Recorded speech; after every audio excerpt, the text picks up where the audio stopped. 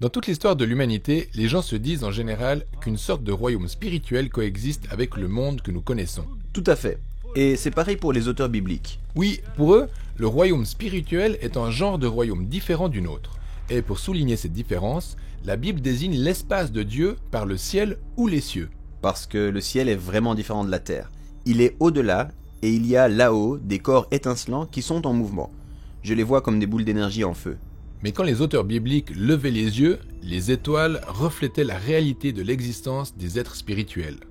Dans la Bible, on les appelle les fils de Dieu, ou les dominations et les autorités, ou encore le conseil divin. Donc, ça a l'air vraiment important. Quel est le rôle du conseil divin ? Eh bien, on les découvre en Genèse 1, sous l'appellation « armée des cieux ». Il s'agit du soleil, de la lune et des étoiles.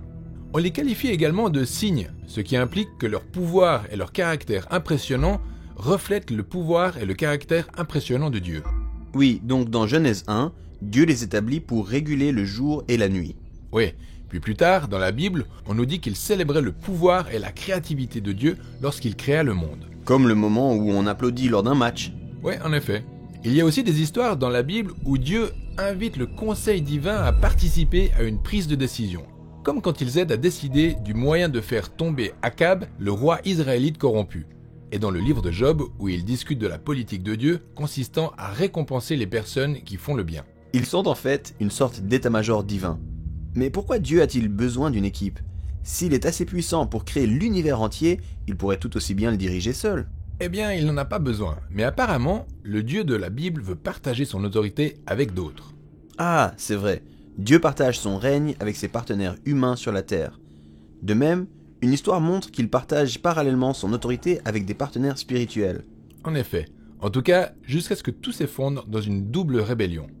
Les hommes veulent diriger la terre à leur manière, alors ils commencent à construire leur propre nation selon leur propre définition du bien et du mal. Oui, la célèbre histoire de la construction de Babylone. Mais vise un peu ça. Lorsque les auteurs bibliques tels que Moïse ou Ésaïe se sont intéressés aux origines de Babylone, ils y ont vu bien plus qu'une rébellion humaine, une rébellion spirituelle. De quoi s'agissait-il ? Eh bien, c'étaient des membres du Conseil divin qui, comme les humains, ne voulaient plus représenter l'autorité de Dieu. Ils voulaient être Dieu et se sont alors rebellés. Donc ces créatures ont trompé les humains en les incitant à les adorer eux, au lieu d'adorer le Créateur. Ainsi, Babylone devient le symbole biblique illustrant à la fois les rébellions humaines et spirituelles. Et Dieu disperse le peuple de Babylone à travers différentes nations. Dans le livre du Deutéronome, Moïse déclare « C'est à ce moment-là que Dieu a également dispersé les rebelles du conseil divin avec lui. » Alors, les nations sont livrées aux dominations spirituelles. En effet, c'est pourquoi lorsque les prophètes bibliques regardent les empires violents de leur époque, ils perçoivent deux dimensions à tout le chaos et l'injustice. Les rebelles humains corrompus par l'adoration des rebelles spirituels. Les idoles de l'argent, du sexe et de la puissance militaire. Ouais, quand les humains font allégeance à ces pouvoirs, ça engendre un monde comme le nôtre. Tout à fait. Et l'exemple typique est l'histoire de l'Exode, où on nous dit que le génocide égyptien des Israélites a été inspiré par le pharaon et par les dieux de l'Égypte. C'est intense quand même. Mais ce n'est pas la fin de l'histoire. Lorsque Dieu a sauvé les Israélites d'Égypte et de ses dieux, il les a invités à devenir ses partenaires d'alliance et à apprendre à diriger le monde différemment. Ils sont d'accord, mais au final, ils ne respectent pas les clauses du partenariat. Ils font allégeance à d'autres dieux. Résultat, ils se retrouvent exilés à Babylone, où ils redeviennent esclaves d'une nation étrangère et de leur domination spirituelle en attendant un nouvel exode vers la liberté. C'est là qu'intervient l'histoire de Jésus. Il a dit être venu pour sauver le monde et l'arracher aux rebelles. Mais quels rebelles ? Humains ou spirituels ? C'est tout à fait ça. En effet, pour Jésus, tout était lié. Lorsqu'il a marché vers Jérusalem pour la Pâque, il annonçait l'exode suprême. Il est venu pour affronter et vaincre toutes les autorités et dominations rebelles. Et il l'a fait en offrant sa vie. C'est donc ce que voulait dire l'apôtre Paul lorsqu'il a déclaré que Jésus a dépouillé les dominations et les autorités en triomphant d'elles par la croix. En effet, Jésus a condamné notre mal en permettant aux rebelles de déchaîner toute leur haine et toute leur méchanceté sur lui. Mais ensuite, il en a triomphé par la puissance de son amour et de sa résurrection. Ensuite, Jésus a dit à ses disciples que désormais, toute autorité dans le ciel et sur la terre lui a été donnée.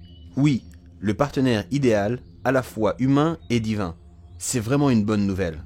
Ouais, c'est pourquoi les apôtres ont commencé à inviter tout le monde à faire allégeance au Jésus ressuscité pour découvrir la liberté et le nouveau mode de vie humain.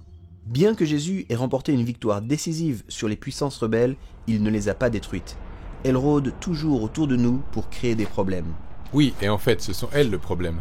L'apôtre a affirmé que le véritable ennemi de l'humain n'est pas son semblable, mais plutôt les forces spirituelles qui suscitent nos idoles culturelles et attisent la haine, la division et la violence. Ah, donc quand je vois des gens en blesser d'autres, ça veut dire qu'ils sont inspirés par les rebelles du conseil divin.